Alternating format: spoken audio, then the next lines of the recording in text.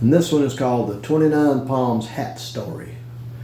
While I was stationed in 29 Palms, California, there wasn't a lot to do during the week after school except for study.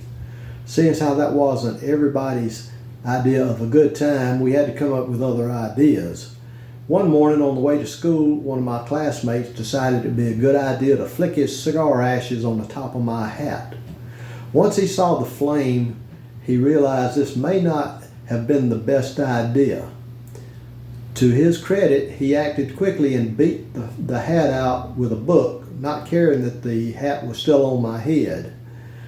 The bad part of this idea was the smoke got the attention of my first sergeant, who was more concerned about the burn hole in my hat than he was about the fact I just had my bell rung by this guy trying to beat a hat fire out with a heavy book.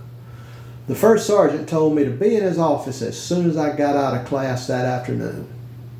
And that afternoon, the first sergeant had decided that an appropriate punishment would be to go out in a 1-acre vacant lot across the street from the school and move a huge truckload of pea gravel from one corner all the way to the far corner. I was to report to the lot after school and tote gravel until the first sergeant was tired every day until it was done and he had signed off on it. I started off by loading my new hat up with gravel and walking it to the far corner and dumping it out. The first sergeant saw this and decided that wasn't appropriate. I needed to be toting the gravel one rock at a time. After a few afternoons of doing as instructed, I had the bright idea to throw the gravel. This was working like a charm, and I was having a lot of fun throwing the gravel until the first sergeant saw and took exception to this process.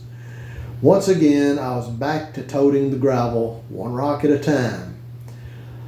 What the first sergeant didn't know, and I didn't tell him, that I had just graduated from school and I'd gotten my new orders. I was going to Glencoe, Georgia to a specialized school. I left 29 Palms, California, left my unmoved pea gravel pile, and drove to Georgia. I don't think the first sergeant ever knew my name, and I don't know that he could have done anything anyway, but I thought the best thing to do was to slip away unnoticed. It's a good thing I did too. I think I would still be toting the gravel if I hadn't. But that is the hat story.